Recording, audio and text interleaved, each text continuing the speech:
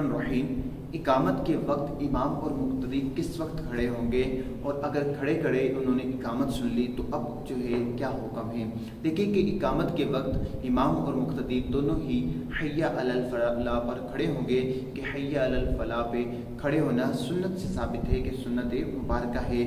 شرح بخاری میں ہے کہ حضرت ابو ہریرہ رضی اللہ تعالیٰ عنہ جب اقامت کہی جاتی تو آپ جب قد قامت الصلاۃ کہنے لگتے تو اس وقت کھڑے ہوا کرتے، اور حضرت ہشام بن عروہ رضی اللہ تعالیٰ عنہ سے بھی اسی حوالے سے منقول ہے کہ آپ بھی جب اقامت میں قد قامت الصلاۃ ہو جاتا اس وقت جو ہے کھڑے ہوا کرتے، اور اس سے پہلے جو کھڑا ہوتا تو آپ اس کو ناپسند کرتے کہ جو کھڑا ہو گیا اس کے بارے میں یہ کہتے کہ یہ ناپسندیدہ عمل اس نے کیا ہے۔ اور